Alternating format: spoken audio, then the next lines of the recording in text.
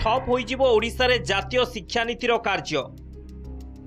एही नीति आधार स्कूल शिक्षा रे व्यापक परिवर्तन आनिबाकू कार्य करुथिबा एसएससी ईआरटी रो काम ठप हेबाकू जाउछे। नूतन पाठ्यपुस्तक प्रस्तुति शिक्षकों तालिका मध्य बंद हेबार संभावना सृष्टि होइछे।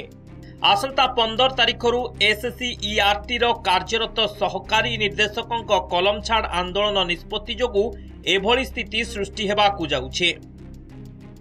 अनुष्ठान निर्देशक सहकारी निर्देशक और अन्य कर्मचारी को मानसिक जंत्रणा देउथिबा अभियोग होइछे, जेउथिपाई सेमाने कार्य करि पारु नथिबा अभियोग आनिछन्ति सहकारी निर्देशक। एसएससी ईआरटी रो 16 जन सहकारी निर्देशकों समेत अन्य किछि कर्मचारी कलम छाड़ आंदोलन निष्पत्ति नैथिबा कहा जाइछे।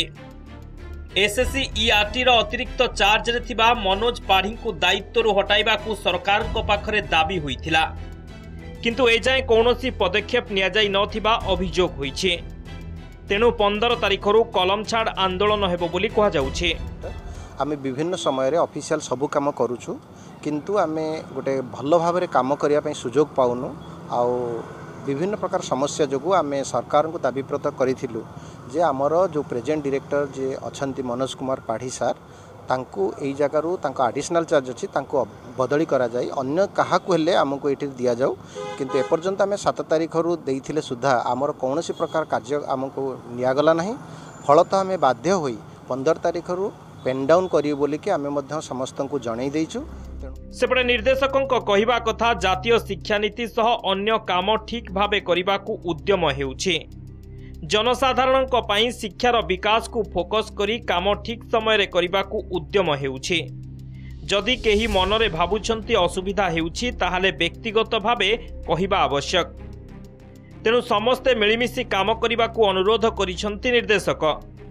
जदि कौनसी असुविधा रही जे नाई आमे काम आमर यहाँ रही से माने ये करि पारंती जे नाई ये असुविधा रही आम एमती काम करवा। I am open for everything जे मु समस्त अनुरोध करी जे आम मिलमिशिक काम करके करवा, कौनसी बाधा सृष्टि करवा नहीं। राज्यर शिक्षा व्यवस्था को दृढ़ करने दिगरे प्रमुख भूमिका ग्रहण करुथिबा एसएससी ईआरटी रे अधिकारी माने कलम छाड़ आंदोलन निष्पत्ति नैथिबारु एहाकु नै बढ़िछि चिंता। Bhubaneswar camera person SN Singh सह मलय रंजन महांती रिपोर्ट, नंदीघोष टीवी।